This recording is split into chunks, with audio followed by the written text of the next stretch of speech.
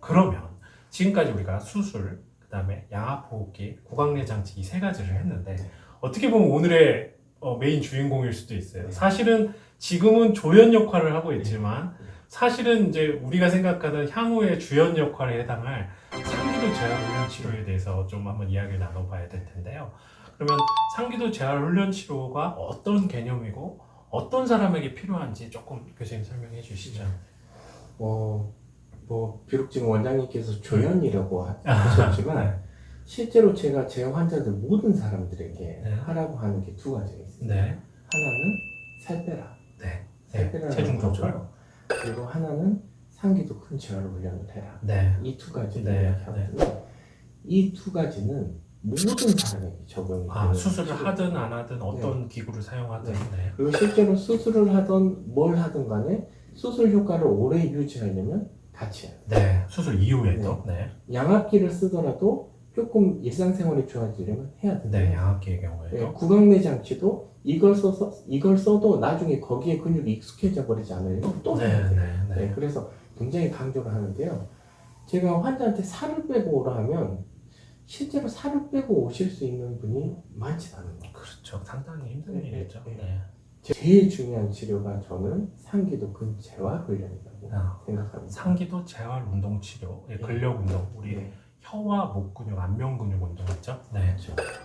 저는 이 부분을 반드시 유지해야 된다고 생각을 합니다. 제가 조금 더 쉽게 설명드리면 우리 수면 무호흡이나 코골이 같은 경우 우리가 누워서 잘 때 혀와 목 근육, 이누두 근육들이 이렇게 아래로 처지면서 기도가 내려가는 공간을 막아버리는 거거든요. 그래서 이 막아버린 공간을 우리가 잘 때 근육 강화 훈련을 해서 위로 올려주는 거, 당겨주는 거. 사실은 이 개념이 아까 구강내 장치도 비슷한 개념이고요.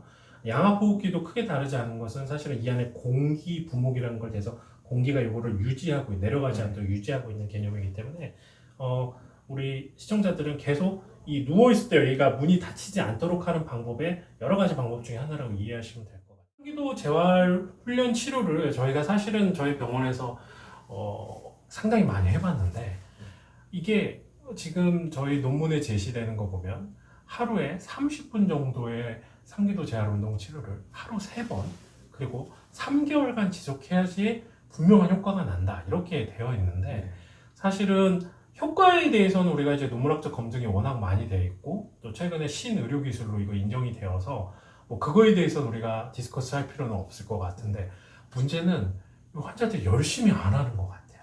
그래서 그 부분에 대해서 좀 교수님도 수술을 하시는 입장이시지만 이게 얼마나 중요한지 조금 한번 강조를 해주셔야 될 것 같아서. 그래서 제가 오늘 여기 나왔어요. 그래. 제가 다 보내요. 아이고 보는 게 아니라 그러니까 예를 들어서 오시잖아요. 이게 분명히 좋아지는데 환자들이 이거를 그냥 약간 피식 웃으면서 이거 꼭 해야 돼 내지는 이거 근데 유지가 안 돼요. 그러니까 제가 어떤 느낌이 드냐면 저는 이제 재활학과 의사다 보니까 운동이 몸에 좋은지 다 알잖아요. 근데 막상 하라 그러면 안 하거든요. 근데 자기 재밌는 운동 말고 예를 들어서 척추 강화 운동을 하라고 하면 예를 들어 이런 운동은 재미가 없거든요. 자기가 가서 공놀이는 재밌지만 예를 들면 우리 플랭크 자세로 10분 있는달지 아니면 이렇게 버드독 자세로 그런 거는 꼭 재미없어요. 누가 시키지 않으면 억지로 하기 쉽지 않은 그런 자세들인데 상기도 재활 훈련치료 저도 해봤거든요. 너무 힘들어. 하고 나면 얼굴이 얼얼하고 그러니까 이거를 30분 하는 것도 힘든데 그거를 하루에 3번 3개월 한다는 게 쉽지가 않은데 효과만 있다면 할 거 아닙니까? 그래서 그 부분에 대해서 조금 강조를 해주시면 어떨까 싶어요. 저희가 어디에서 몇 프로 효과가 있다 이렇게 말하는 건 좀 여기서 의미가 없을 것 같고요. 아까 말씀드린 것처럼 수술한 환자들 같은 경우에도 이 효과가 유지가 되려면 반드시 큰 기능이 유지가 같이 돼야 되고요. 근력 기능. 그리고 구강내 장치를 쓰는 사람들 같은 경우에도 한번 처음엔 이렇게 당겨지는데요. 그게 오래되면 다시 쳐져요. 그리고 양압기를 쓰는 사람들은 양압기를 쓴다 해서 좋아지지가 않거든요. 양압기는 그 현상만 유지시켜주는 거기 때문에요. 그 사람들이 장기적으로 그래도 좀 계속 좋아지고 하려면 할 수 없이 이걸 해야죠. 그러면 모든 지금 치료군에 플러스 상기도 재활운동 치료 무조건 필요하고 네. 그 다음에 이제 그런 치료에 들어가기 전에 증상이 적거나 아니면 코골이인 분들도 상기도 재활 치료를 아예 처음 이니셜 세라피라고 하죠. 우리가 네. 처음 치료로 들어가 보는 것도 그러니까 네. 뭐 모든 사람이 다 해야 된다고 만약에 그렇게 설명드려도 괜찮나요? 네, 특히 본인이 수면 무호흡은 아주 심하지 않는데 네. 코만 좀 골다거나 네. 하는 네. 사람들은 잠잘 때 입을 벌리고 자는 경우가 네. 많거든요. 네. 네, 그런 사람들이 특히 이걸 해서 입만 다물어주면 네. 그 사람들은 좋아지. 그냥 그것만 해서 좋아져요. 네. 지금 교수님 말씀하신 거 제가 조금 더 설명하면 우리가 수면 무호흡이나 코골이 있는 환자들한테 제가 상기도 재활훈련 치료할 때 강조하는 점이 립실링, 입술을 다물고 있는 거, 그 다음에 코로 숨을 쉬는 거, 그 다음에 혀를 제가 이 앞에 영상에서 설명했는데 스팟이라고 해서 국의 앞에 앞니 뒷부분에 유지한 다음에 혀를 입 천장에 다 붙이고 있는 거, 이 세 가지만 해도 코골이가 상당히 좋아집니다. 그러니까 우리가 가만히 있을 때 혀가 아래쪽으로 처져 있는 상황이 아니라 항상 혀가 입 천장에 붙어 있는 상황, 그다음 입술 다물고 있는 거, 그다음에 코로 숨 쉬는 이 세 가지만 해도 진짜 많이 좋아지거든요. 근데 저는 정말 답답한 게 이게 막 이게 드라마틱한 효과가 아니기 때문에 환자들이 이걸 꾸준히 하는 사람이 적어서 저희도 사실 끌고 가기가 쉽지가 않아요. 그 아까 양압호흡기 말씀하실 때 이게 참 좋은데 유지를 못한다 그랬잖아요.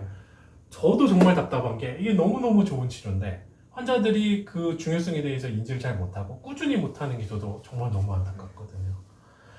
그러면 이제 이비인후과 교수님으로서 이 수면무호흡과 코 쪽을 좀 계속 담당해 오시는 분들로서 지금 이제 우리가 앞에서 한 얘기들은 전부 성인 쪽 위주로 좀 말씀드렸잖아요.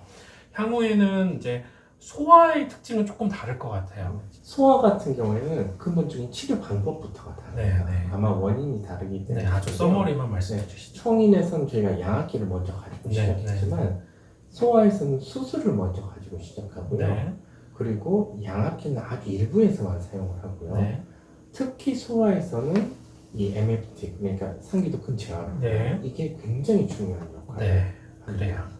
감사합니다. 우선 여기까지 성인에 있어서 수면 무호흡과 코골이 환자의 치료법 크게 4가지에 대해서 전남대병원 이비인후과 최고의 훈남이신 양영철 교수님과 이때까지 대담을 한번 나누어 보았습니다. 감사합니다.